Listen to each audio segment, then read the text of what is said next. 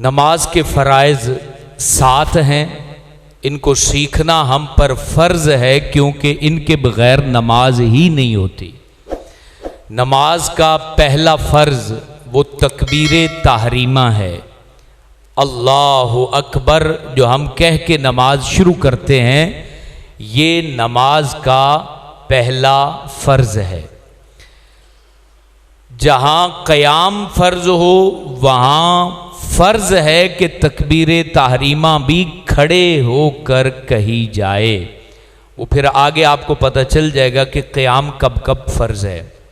تکبیر تحریمہ اگر جماعت رکوع میں ہے، امام صاحب رکوع میں ہیں، تو اب ہمارے اوپر لازم ہے کہ پہلے ہم کھڑے کھڑے اللہ اکبر کہیں، پھر دوبارہ اللہ اکبر کہہ کر رکوع میں جائیں۔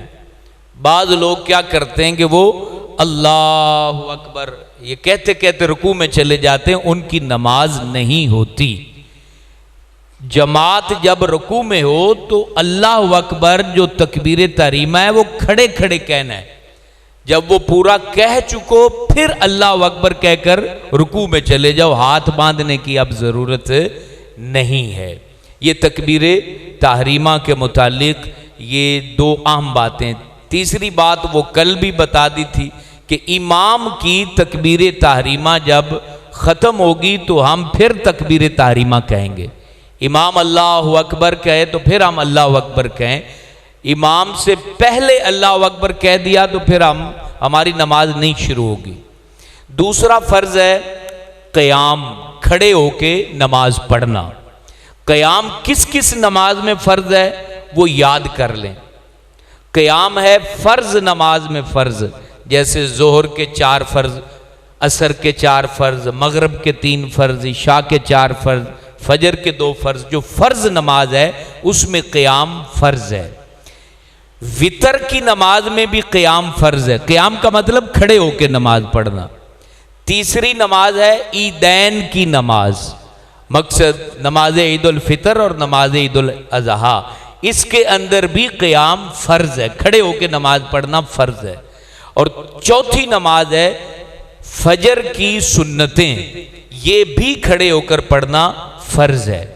اب قیام معاف کب ہوتا ہے اس کی صورتیں ہیں، یعنی کھڑے ہو کر نماز کب معاف ہے کہ بیٹھ کے پڑھ سکتے ہو۔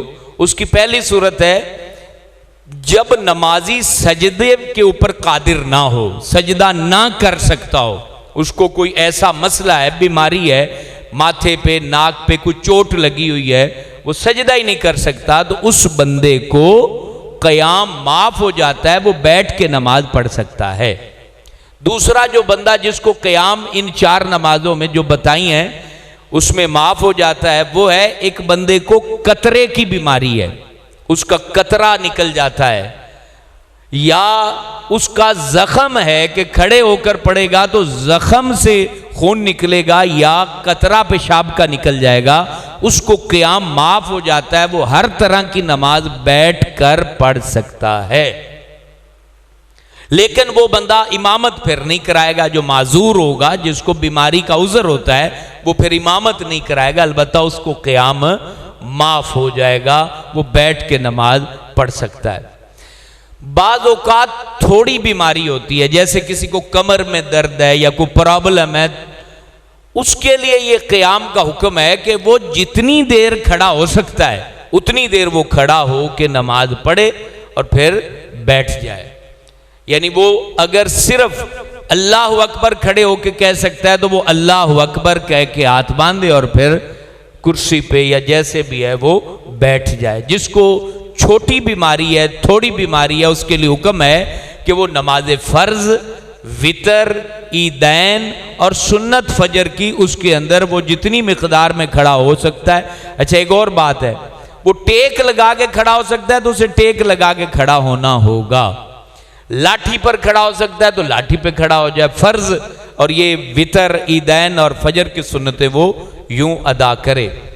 جتنی قرات کا حکم ہوگا اتنا ہی میرے دوستو قیام کا حکم ہوگا۔ قرات جتنی فرض ہے، جیسے ایک آیت جو ہے وہ قرات وہ فرض ہوتی ہے نماز میں، تو اتنا قیام فرض ہوگا. جتنی قرات واجب ہے، جیسے سورہ فاتحہ پڑھنا، چھوٹی سورت ملانا واجب ہے، تو اتنی دیر کا قیام واجب ہو جائے گا. اس کے علاوہ کا سنت ہوگا قیام، کھڑے ہو کر نماز پڑھنا. یہ دوسرا فرض ہے. تیسرا فرض نماز کا ہے، وہ ہے قرات کرنا، قرآن مجید پڑھنا، کم از کم ایک آیت پڑھنا وہ فرض ہے. بعض فقہوں میں پوری سورہ فاتحہ ہی فرض ہوتی ہے، وہ حدیث پیش کرتے ہیں کہ نماز نہیں مگر سورہ فاتحہ کے ساتھ. اس کا جواب امام اعظم ابو حنیفہ نے قرآن کی آیت کی صورت میں دیا ہے کہ قرآن جہاں سے بھی تمہیں میسر ہو اس کو پڑھ لو. اس وجہ سے آپ فرماتے ہیں کہ سورہ فاتحہ واجب ہے، فرض نہیں ہے. فرض کوئی بھی ایک آیت پڑھنا فرض ہے. قرآن ٹھیک پڑھنا نماز کے اندر فرض ہے. کسی نے ایسی غلطی قرآن پڑھتے ہوئے کر دی جس سے معنی بدل جائے تو اس سے نماز فاسد ہو جاتی، نماز ضائع ہو جاتی ہے. ایسی غلطی اگر کسی نے، جیسے قرآن مجید میں جنت کی بشارت چل رہی تھی اور آگے لفظ پڑھ دیا، مشتبہ اس کو لگا اور اس نے پڑھ دیا کہ یہ جنت کافروں کے لیے ہے، تو وہ نماز ضائع ہو گئی. اسی طرح جہنم کا تذکرہ چل رہا تھا اور آگے لفظ تھے اعدت للکافرین اور اس نے پڑھ دیا اعدت للمتقین، تو اب یہ نماز ضائع ہوگی کیونکہ جہنم متقیوں کے لیے نہیں ہے، کافروں کے لیے. تو ایسے الفاظ غلط پڑھ دینا جس سے معنی بدلے تو نماز اس سے ضائع ہو جاتی ہے. اس بات کا ہم پر فرض ہے کہ ہم جتنا قرآن نماز میں پڑھتے ہیں وہ ہم ٹھیک پڑھیں. اس کے بعد مختصر کر کے بہت سارے مسائل ہیں قرات کے، وہ انشاءاللہ تعالیٰ ایک الگ نشست میں بیان کریں گے. اب بطور فرض اس رکن کو آپ کے سامنے بیان کیا گیا ہے. چوتھا فرض ہے رکوع کرنا. نماز کے اندر رکوع کرنا یہ بھی فرض ہے. ہر طرح کی نماز میں، سنت، نفل، فرض، سبھی میں رکوع کرنا فرض ہے. اس کے بعد جو ہے وہ پانچواں فرض ہے سجدہ کرنا. سجدہ بھی فرض ہے. سجدے کے آداب کا خیال ہونا چاہیے. جب ہم سجدہ کریں تو دونوں ہتھیلیاں زمین پر ہوں گی، ناک اور ماتھا، یہ ہڈی ہے چہرے کی، یہ چہرے کی ہڈی زمین پر ٹکی ہوئی ہوگی. ایسا نہیں ہے کہ یہ ماتھا یوں لگا دیں اور ناک اٹھا دیں، ناک لگا دیں اور ماتھے کو اٹھا کے رکھیں. یہ ناک اور ماتھا، یہ ہڈی زمین کے اوپر جمی ہوئی ہو. مقصد رگڑنا نہیں ہے لیکن اس کے اوپر ٹھہری ہوئی ہو اور آپ سبحان ربی الاعلی پڑھ رہے ہوں. یہ ہاتھ ان کے درمیان چہرہ اور آپ کے پیروں کی جو انگلیاں ہیں وہ بھی زمین پر لگی ہوئی ہوں. پیروں کی جو انگلیوں کے یہ پورے ہیں وہ زمین پر لگے ہوئے ہوں. بعض لوگ ایک سجدہ تو ٹھیک کر لیتے ہیں، جب دوسرا سجدہ کرنے جاتے ہیں تو جو پیر نیچے الٹا لٹایا ہوا تھا وہ لیٹا ہی رہتا ہے. وہ پیر جو نیچے عام اتحیات کی صورت میں لٹاتے ہیں نا، تو دوسرا سجدہ کرتے ہیں تو کئی لوگوں کا پیر وہ ایسے ہی لیٹا رہتا ہے. دوسرے سجدے میں دھیان کر کے اپنے پیر کو کھڑا کریں، دونوں کو کھڑا کر کے دونوں پیروں کی انگلیوں کے پورے زمین پر لگائیں. یہ بہت بڑی غلطی نمازی کرتے ہیں. کئی جگہوں پر امام مسجد بھی یہ غلطی کر دیتے ہیں کہ ایک سجدہ تو ٹھیک کر لیا، جب دوسرا کیا تو اپنا پیر وہ لیٹا رہا، اس کو اٹھائیں اور اسی طرح اس کی انگلیاں نیچے زمین پر ان کے پورے لگائیں اور اپنے سجدے کو مکمل کریں. یہ جو نمازی اس پر توجہ نہیں دیتے وہ اس پر غور کر لیں. ہر نماز میں، ہر رکعت میں 2 سجدے کرنا فرض ہے. اس کے بعد پانچواں فرض ہے آخری اتحیات میں بیٹھنا. عبدو و رسولو تک اتنا اتحیات جتنی دیر میں پڑھی جاتی ہے اتنی دیر آخری رکعت میں بیٹھنا یہ فرض ہے. اب اس کے مسئلے چند ایک سن لیں. کوئی بندہ آخری رکعت میں بیٹھا اور پوری اتحیات میں سویا رہا اور پھر سلام پھیر دیا تو اس کی نماز نہیں ہوگی. جاگ کے فرض ادا کرنا ہے. یہ تراویوں کے اندر یہ مسئلہ یاد رکھنا چاہیے. تراویوں میں کئی سو جاتے ہیں، ایسی طرح کچھ پڑھنا ہے تو وہ سو کے ہی اپنی نماز پوری کرتے. تو اتحیات جاگ کے اس کو پڑھنا ہے. عبدو و رسولو تک کم از کم. آخری رکعت کی اتحیات فرض ہوتی ہے، اتنی دیر بیٹھنا فرض ہے اور اتحیات اس کے اندر پڑھنا واجب ہے۔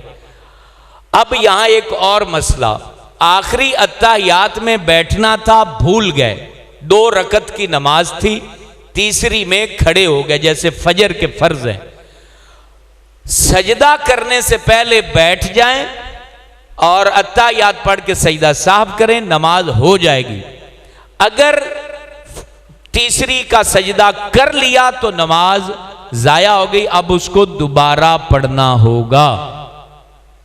مغرب کے 3 فرض پڑھ رہے تھے، تیسری پہ نہ بیٹھے، کھڑے ہو گئے، چوتھی تھی وہ، اب سجدے سے پہلے بیٹھ جائیں، سجدہ ہو گیا تو پھر وہ نماز آپ کے فرض ضائع ہو گئے، اب سجدہ صاحب بھی کریں گے تو نماز ٹھیک نہیں ہوگی۔ یہ اہم مسئلے ہیں، یاد رکھ لیں، بعض دفعہ بھول جاتے ہیں ہم۔ 4 رکعت والی نماز میں چوتھی پہ بیٹھنا تھا، کھڑے ہو گئے، 5ویں میں چلے گئے، اب 5ویں کا سجدہ نہیں کیا تو بیٹھ جائیں اور سجدہ صاحب کریں، نماز آپ کی ٹھیک ہے۔ اگر سجدہ کر لیا، اب یہ مسجدوں میں بھی مسئلہ آپ کو کام آئے گا، مختلف مسجدوں کے نمازی بھی بیٹھے ہوں گے، فجر، مغرب، عشاء، اس میں اگر یہ مسئلہ آئے تو یہ یاد رکھ لیں، 2 میں تیسری پر امام کھڑا ہوا، سجدے سے پہلے بیٹھ جائے گا تو نماز ہو جائے گی، ورنہ سجدہ کر لیا تیسری کا تو نماز نہیں ہوگی، دوبارہ پڑھنی ہوگی۔ 3 مغرب والی پڑھ رہا تھا، نہیں تیسری پہ بیٹھا، کھڑا ہو گیا تو وہ سجدے سے پہلے بیٹھ جائے۔ 4 والی کا بھی آپ کو طریقہ بتا دیا۔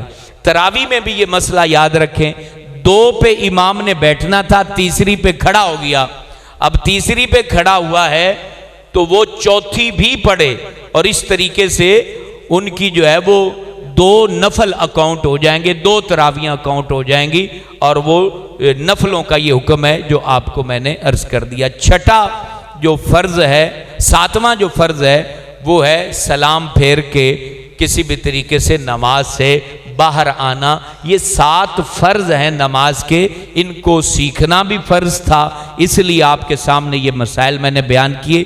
ایک بات یہ بھی یاد رکھیں، ضروری نہیں کہ یہ ساری باتیں سن کے آپ کو یاد ہو جائیں، لیکن کم از کم اتنا پتہ چل جائے گا کہ یہ چیزیں ہیں جو ہم نے سیکھنی ہیں، اتنا پتہ لگ جائے گا کہ یہ بات جو ہے فلاں موقع پر بیان ہوئی اور مجھے جو ہے نا وہ یاد آپ کو آ جائے گا موقع بر موقع انشاءاللہ تعالی۔ اس طریقے سے یہ 25-26 دن اگر آپ نشست اٹینڈ کرتے رہیں گے تو بے پناہ برکات ہم سب کا مقدر بنیں گی۔ اللہ سے دعا ہے اللہ اس نشست کو قبول فرمائے۔ ابھی دعا کے بعد ختم شریف پڑھا جائے گا، اس میں شرکت فرما کر ثواب حاصل کریں۔ اللہم صلی علی محمد وعلی آل محمد وبارک وسلم۔ یا رب العالمین، علم حاصل کرنے پر جو ثواب نبی پاک نے بیان فرمایا وہ ہمیں نصیب فرما۔